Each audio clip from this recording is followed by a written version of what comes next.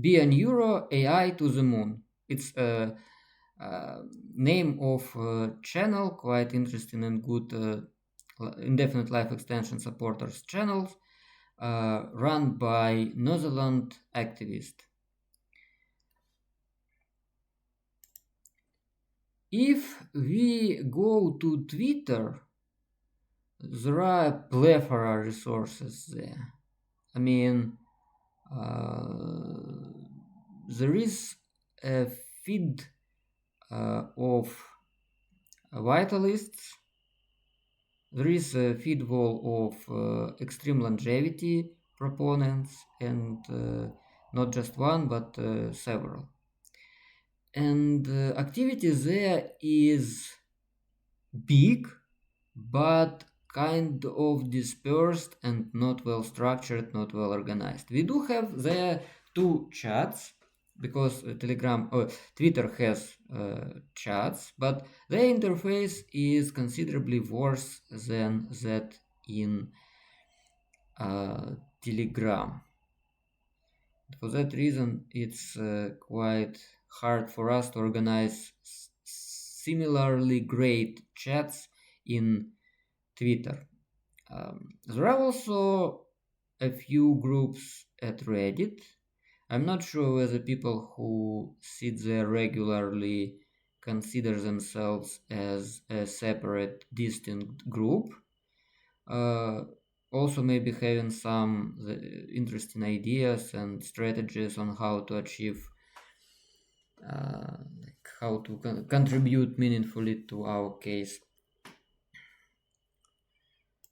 There are people who organize Raad Fest.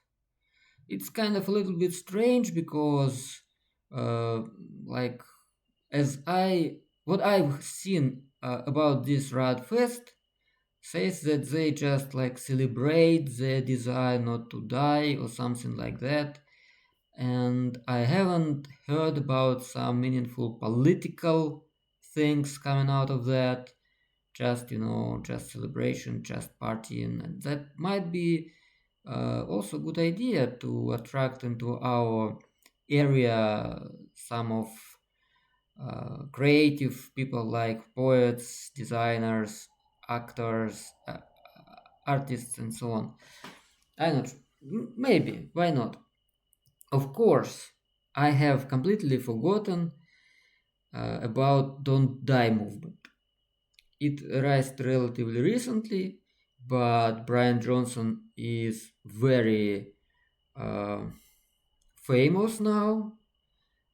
I mean, probably the most famous of all as indefinite life extension supporters, leaders. And we don't know whether he is really, mm, I mean, whether he is our real true supporter and colleague, comrade or not.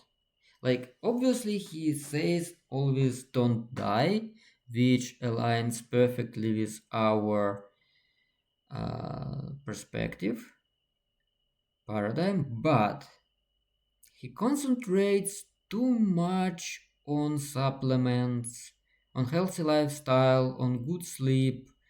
Of course, these things are important, but they give you just, maybe 85, maybe 90 years live of life, and it's too small.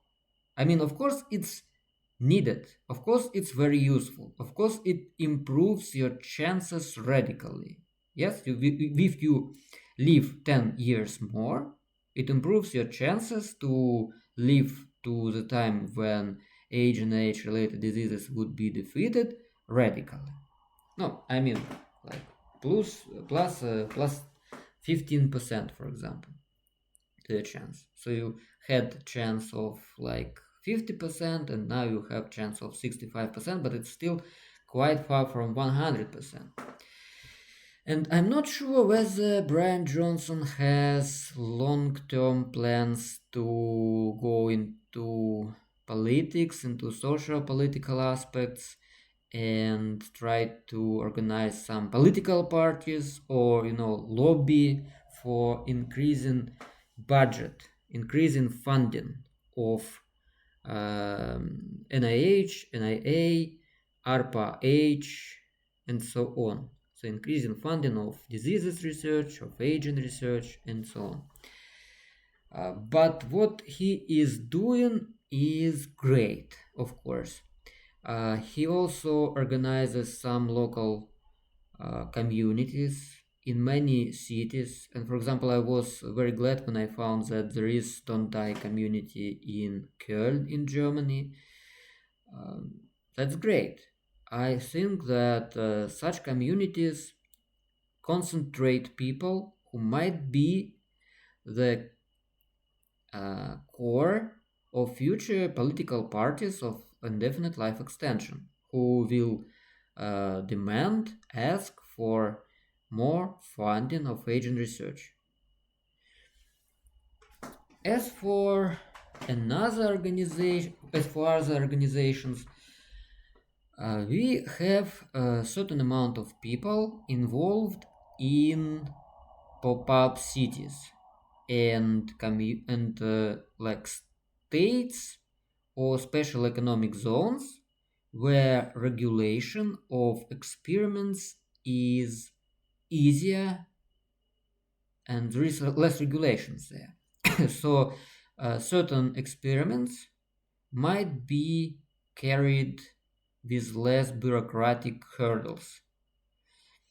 I'm not exactly sure that FDA prevents us from progress. I mean, I clearly see certain positive sides of FDA regulation. It would be quite bad if there would be much less regulation. I mean, maybe a little bit less regulation up to a certain extent would be good. I mean, for example, I am for right of try in Montana state in USA, for example, that allows people to try medication that they think might be good for them based on maybe consultations with other specialists or so. And so if they are in bad health, like have only few years to live, why not allow them to experiment? Like, it's their decision. If they are in full um, mental health, they are adults, why should we prevent them from making decisions? I mean, at least if it's proved that this medication is safe or relatively safe. I mean, FDA, this is I've heard and know to the best of my knowledge, FDA approves medications not just on the fact of their safety, but also you must prove their efficiency. But proving efficiency is a very expensive process, and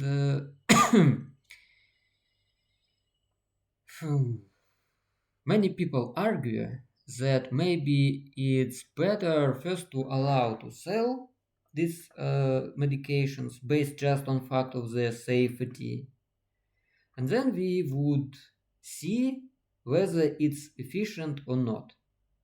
Like because when research lab, or I mean not research lab probably, but farm corporation would sell it, it would generate income and would allow farm corporations to check more hypotheses. And when you check more hypotheses in the same period of time, you have more probability to come up with one of really good and working hypotheses. So okay, maybe up to that certain extent, FDA regulations should be eased and removed. Not completely, of course, because like safety regulations are a good thing and they help people to stay eventually healthy. What else? Yeah, and there is Prospera economic zone near, not near, but in state Honduras at island row 10. And there are actually people there who live and work and try to make something useful. They have a certain tension with Honduras government recently, but who knows what will happen out of that? Maybe they would uh, exist for many years. I don't know. Even despite of these kind of tensions. What else organizations do we have? Of course, we should tell about Hevolution Foundation that promised to spend $1 billion per year on agent research, but then it appeared that they just could not find enough grant funding applications who came up to their standards, I guess. So eventually they spent less than 1 billion, at least to the best of my knowledge, quite considerably less. But anyway, they're willing to spend much more, and that's great. And they fund specifically agent research. To the best of my knowledge, they decided to fund mostly those grants that were considered by NIH standard granting system as good, but a little bit below the brink of funding in NIH. That's very, very generous of them. It's very great that they make such funding. There is also Inception Fund that also tries to fund groundbreaking agent research. And there are actually a lot of funds, a little bit less and less prominent than those two funds that try to fund agent research. Of course, there is like NIH with $45 billion per year budget, and it's leading organization that tries to research diseases and so on. And there is NIA within NIH. NIA is National Institute of Aging, and but the most of NIA is not about aging, despite of its name. It's about most of it is about Alzheimer research, and within NIA there is a division of agent biology, and it's get like about one order of magnitude less funding than NIA as a whole. So that's basically what NIH and IA are, and there is also ARPA-H, which is about more fundamental groundbreaking research, and its budget is considerably like 1 or 1.5 orders of magnitude less than NIH budget, and that's bad thing, I think, because I think that ARPA-H budget should be the same as NIH budget. It should be also $40 billion per year, because we need really groundbreaking research to, like in CRISPR, in gene editing and tissue engineering, in replacement strategies to defeat aging and diseases ASAP. And within ARPA-H, there is an interesting person, John Hebert, who works on strategy of gradual, accurate replacement of brain tissue. Like no, everything within your body except brain is relatively easy to repair. I mean, it's not possible today, but in future you could imagine that you can grow the organs, you can grow your lung, heart, kidney, legs, and so on, and you can make quite invasive interventions in these organs, but as it comes for your brain, it's harder. You usually don't want the interventions to be too invasive. You usually don't want uh, to interfere with your brain too much. Uh, it's hard. And the strategy of John Hebert is that you just take a brain and replace uh, small pieces of it, one step by step, like maybe one operation every 6 months or every 2 years, and step by step you replace whole your brain. But every time you replace like 1% of your brain, it doesn't matter for you, because like 99% of your brain stays the same, and they form connections with newly introduced 1% of brain tissue, and so on. It's very complicated and like a little bit sci-fi direction of work, but you know what is sci-fi now is reality in like 50 years, at least might be so. The problem is that NIH seems to be quite passive. I mean, in political sense. Their budget has grown recently more or less with inflation. Maybe a little bit more, but only a little bit. What we expect and want from NIH is that their managers, their scientists, come up with the idea does that like budget of NIH should be doubled or tripled so that we can defeat aging and diseases ASAP. We are working on that. We're trying to contact people from the, and actually there are a lot of people who support our ideas, but they kind of are not political types of people. You know, they're scientists. Scientists are not usually too much into politics. Of course, there are some scientists who are, but like not that much amount. There is a very good person, Matt Caberlain, who advocated for moonshot project on Science. It's a good project, but the problem is it's just like about $1 billion and not even per year or something like that. I mean, it's good, but it's not that groundbreaking as I wanted it to be. Of course, I would like not just additional a billion year, an additional billion year, but like additional 20 or 40 billion dollars per year.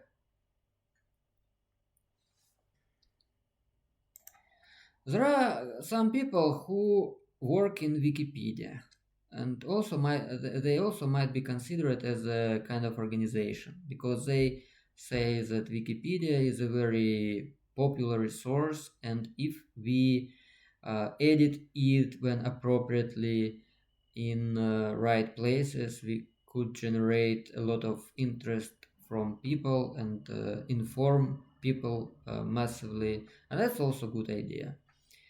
There are people who make the YouTube channels. There are people who work on H plus pedia, kind of Wikipedia about transhumanism, and there are a lot of small local groups making some of their things, and they are unfortunately not that well interconnected within each other. Between each other, there are also a lot of people, and that is maybe one of the most popular options, at least for people living in USA and especially in California. I mean, that's about making their startups or trying to make one. For example, in California, at least from the words of Michael Button, like most or every second software engineer believes and wants that science defeats aging and diseases within their lifetimes, and also has large hopes for artificial intelligence for that matter. And they are basically with us on that case. But instead of trying to go to politics, to media promotion, to convince politicians and other people who make such decisions to increase funding of age-related research considerably, like doubling or tripling budget of NIH or making ARPA age budget comparable to NIH budget. Instead of all these useful and great things, instead of making open letter of scientists, instead of trying to make political parties in European Union lands countries, instead of all that, they try to make their startups. I mean, I totally understand that many of these people kind of dislike government funded projects, maybe even think of them as a piece of communism and so on. But yes, and they like are tending to think that free market, even within science, is better. But anyway, I mean, yeah, I'm with these people. I understand their opinions, and it's good that they are there and try to do what they do. But there are already a lot of such people, like thousands, more than thousands, and mostly they all see one pattern. It's that our science is not yet really ready to deliver anti-aging treatment, and we need a lot of research to do before it may be really commercialized. And while I'm saying that, I'm fully aware that there are some people who disagree with this and who think that first anti-aging medication that would increase life expectancy of people for like 5 to 10 years would be invented or uh, put into production within like 10 years. Maybe they're right, but I personally do not think so. I think that there should be a lot of money spent on groundbreaking research on gene editing, tissue engineering, and so on before we get some strong anti-aging medication. And yeah, of course, there are also some cryonics organizations like CryoDAO, and also all those DAOs, DAOs, decentralized autonomous organizations in field of science, when they fund different scientific research based on DAO mechanics, also great. Generally, as for startups trying to get anti-aging medication, I understand that, for example, in USA, a lot of people have very unhealthy lifestyle and have obesity, and some recent medications like Ozempic against obesity is kind of also kind of anti-aging drug, but in reality it deals with obesity. You can just have healthy lifestyle, as most of us indefinite life extension supporters do, and you would like most likely don't have obesity, at least if you don't have a strong genetic predisposition, like being in top 2 or 5% of people who really have a genetic predisposition to obesity. Just 100 years ago, there were much less obese people, and basically the distribution of genetics was more or less the same as it is now. So most of people who now have obesity just make up excuses when they say that it's because of genetics. I don't agree. I don't argue that some of them have really bad genetics, but for most of them it's just excuse, and they just need to lead better and healthier lifestyle, uh, eat less, move more, and they would have healthy weight. Um, what other kinds of longevity organizations do we also have? For example, effective accelerationists. They are not exactly a longevity organization, but they share our opinions mostly, in most cases. They are generally for progress, for uh, solving different technological problems with help of progress, AI, and so on. And they usually also agree with us on defeating aging and diseases ASAP. And also, there are a lot of mighty, I would say, organizations that collect donations on cancer research. And I am wrong in this video, while I haven't mentioned it within the first like top 5 organizations, much closer to the beginning of this video. But I just it's stream of my thought. I do not have a plan in it that I write in advance on of what to speak. I'm preparing to IELTS here a little bit. So, there are, for example, in New Zealand, they have a very strong uh, anti-cancer organization. They like hundreds of thousands of people donate to them. And in Netherlands, there are only just about 18 million people. And there are a lot of donors. They collect like dozens of millions of dollars every year. That's great.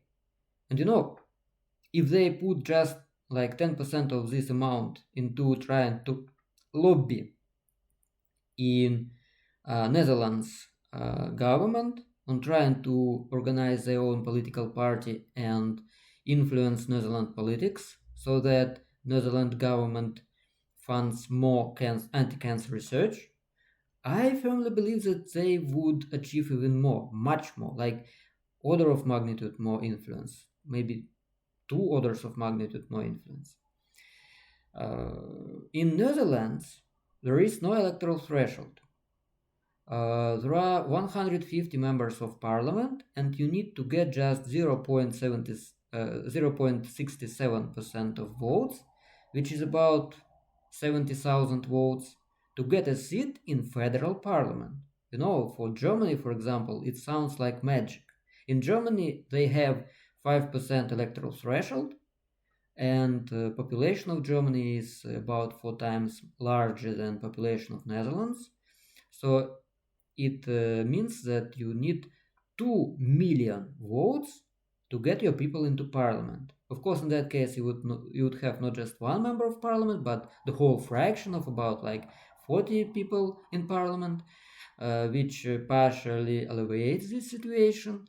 But anyway, you need 2 million votes in Germany, and you need to spend about like $4 million on your campaign to achieve that, at least if your political program is decently good, and I hope that our program is. But in Netherlands, you need to have just 70,000 votes, which is kind of about 30 times less. And accordingly, you need to spend just about maybe 150,000 euros for your campaign, and you would get one person, one member of parliament, who would lobby like on very regular basis our ideas in Netherlands parliament and try to convince them to put more money to fund cancer research, to fund dementia research, and so on, and anti-aging research, of course. So I am very glad that in Netherlands there exists such a mighty anti-cancer organization with a lot of activists. They make uh, marathons and other actions in support of their activity. And there are similar organizations throughout the world. It's not just Netherlands, but yeah, of course, in Netherlands, this organization is especially strong, but in other countries, there are similar organizations, and in many countries, not just one such organization. And they also have a good potential and a good current state. I think that we should try to cooperate with them. Of course, like 5% of people have cancer, unfortunately, right now. And they have like 20% of their relatives and friends and other people who, for whom it's important that science defeats cancer, learns to cure cancer ASAP.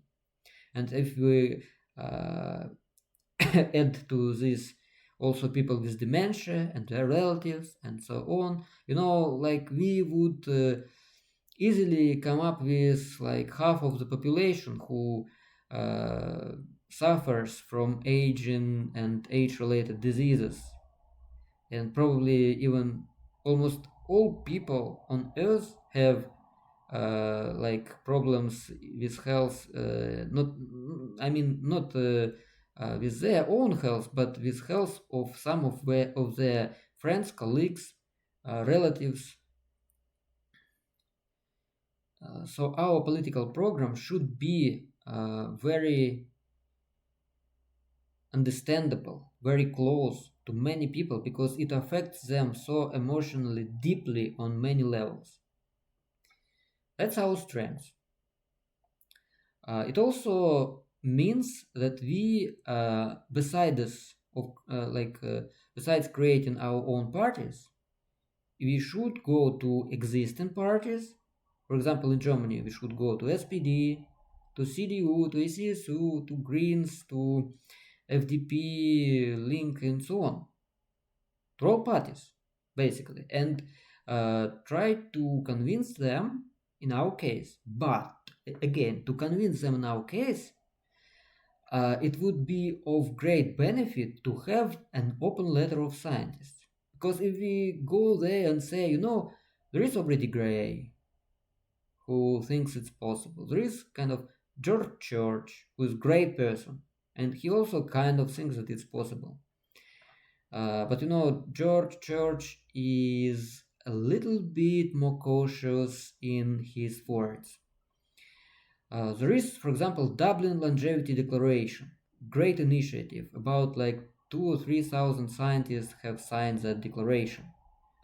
No, I mean probably 3,000 signatures overall, and of them there are maybe like 1,000 scientists or so. But this declaration, while being good, it is very mild. It doesn't really have clear call to actions. It does say that it's recommendation to increase funding of aging research, but it doesn't say how much. For example, if you increase that research for like considerably, okay, it does say considerably, but it's very vague. For parliament members, you need to have some level of specificity.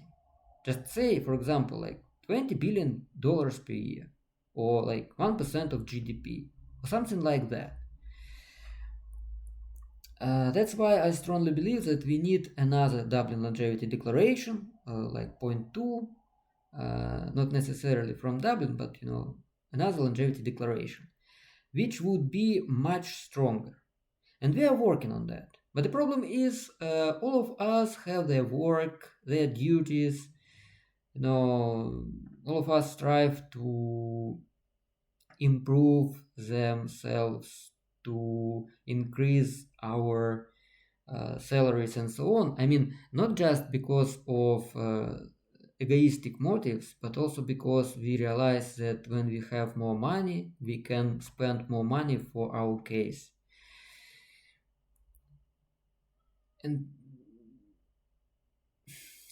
So uh, there are many organizations. That's very important fact. I'm not sure, but 20 years ago, like 15 years ago, 10 years ago, I had a feeling that not so many people, not so many organizations are indefinite life extension supporters, trying to passionately, actively do something about that. But now we do have a lot of organizations, a lot of people. A lot of those people are active, passionate. A lot of those people are rich. And it. It is so that we, as a field of indefinite life extension activists, passionate people, have like billions of dollars, thousands of people, hundreds of organizations, uh, but we kind of lack some efficient direction of action. And I argue that such direction is political because, our movement is basically about politics. The speed of inventions and scientific progress is determined largely by amount of its funding. It's just basic law. Uh, uh, Almost all of the most important innovations, like at least really groundbreaking research, comes from state funding, not from business funding. Business usually uh, tries to develop already existing solution, just to fine tune it to the needs of people. But CRISPR research, tissue engineering research, and so on, it's all like improvement of methods of scientific measurements. Is all these very important things come from state funding.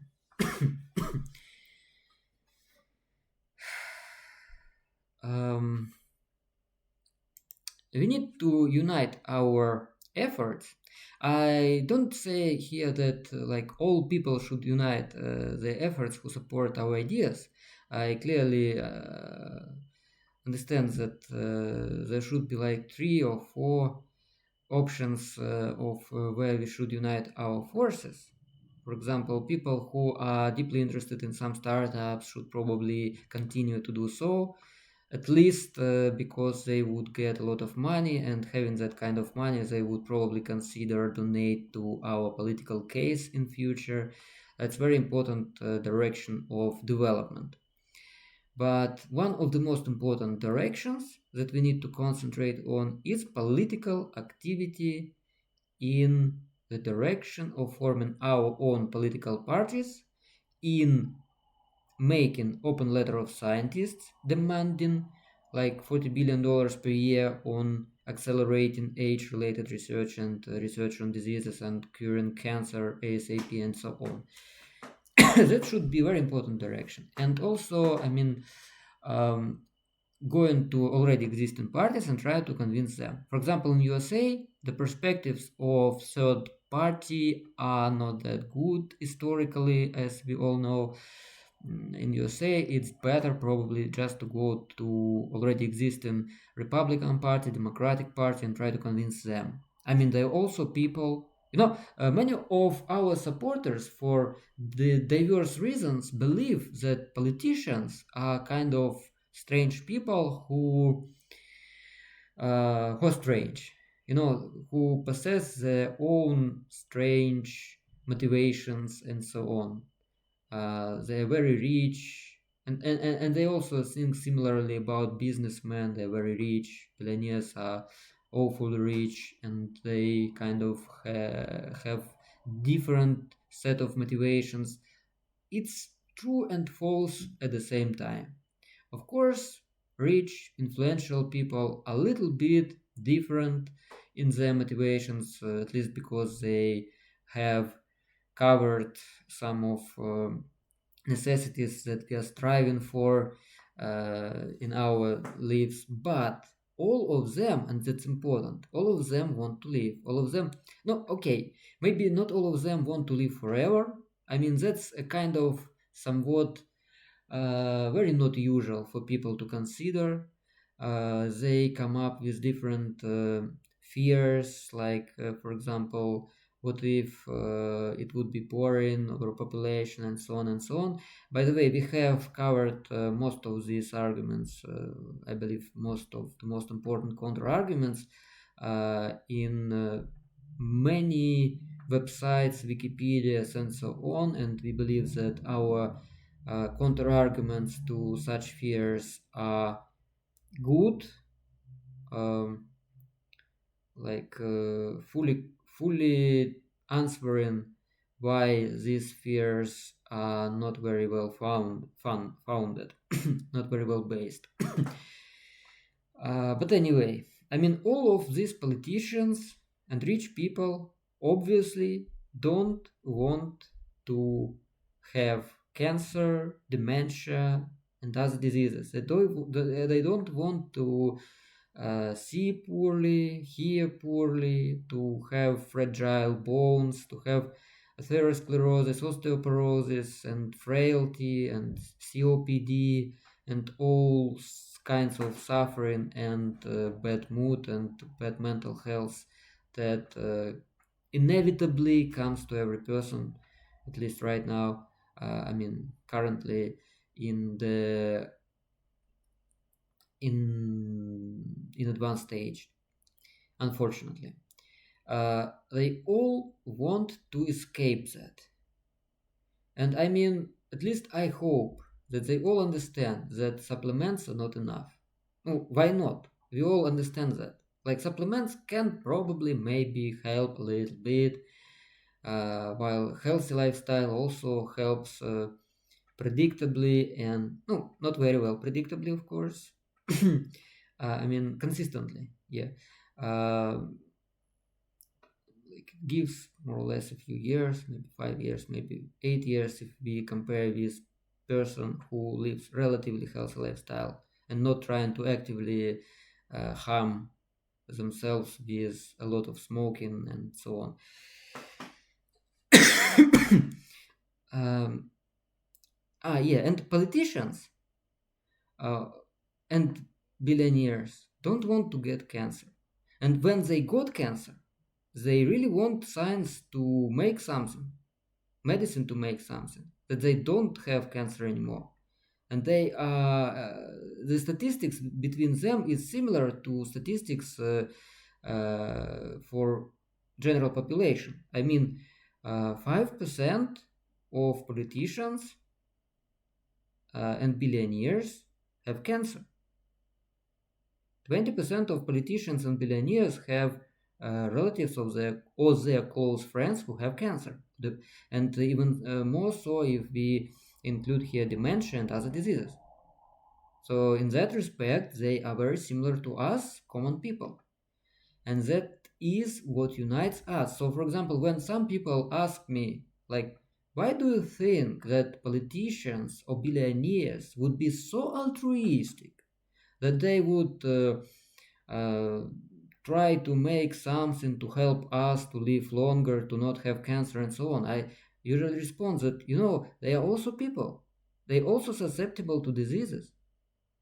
And not just, I've said just now that about 5% of politicians and billionaires have cancer, and 20% of them have relatives and friends who have cancer.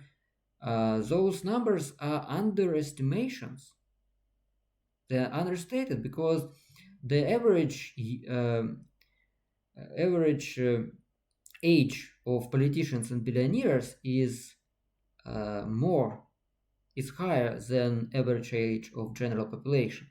That means that even more percent of them have cancer, other diseases. Of course, if a person has some lethal disease in advanced stage, he is probably not any more politician. I mean, he has enough problems besides that, and probably doesn't have enough time to be a politician or energy, but given that average age of politicians and billionaires is more, uh, that might compensate more or less. These two facts might compensate each other more or less. There is another problem that politicians and billionaires who are relatively old, they might think that, I have just, they might think about themselves that they have just 15 years left in this world, or 20, or 25. And they might be, therefore, less optimistic that defeating aging and cancer happens within their lifetimes. But they all have children, they all have grandchildren, and usually for parents and grandparents, it's quite important how well their children and grandchildren will live. So that's also a decent, uh, relatively big motivation for them. But currently, especially in Europe, a lot of politicians have age like 40 years, 50 years, and given that average life expectancy in Europe, especially if you are kind of more or less rich and educated person, it's close to 85 years. So if you are a politician who is 45 years old, you have whole 40 years, and that's awfully a lot. Just see on ongoing revolution in AI, what AI could make in 2010 before AlexNet and all that revolution with GPUs, and what it can do now. In just 14 years, like a whole new industry emerged. And even if we can compare what we had just 5 years before and with what we have now, it's a very huge leap. And so, like, 40 years is long enough to have a based hope that you can try to live to the time when aging and diseases would be defeated. So basically, I even know that one member of European Parliament, in his Twitter, wrote something like, aging is very bad, but it's still better than dying. So he must be somewhat related to our case. Also, within European Commission, there is one woman who is activist in one cancer organization. She had cancer, she defeated that cancer, or so maybe. I don't know her current status on that, but she is very passionate, and she is in European Commission. European Commission is like one of central organs of governance in European Union. So I think that basically we have much more supporters and activists and passionate people than we usually imagine ourselves. We are a great force that hasn't yet fully realized its own potential. And we need to urgently transfer a considerable part of this force into winning elections.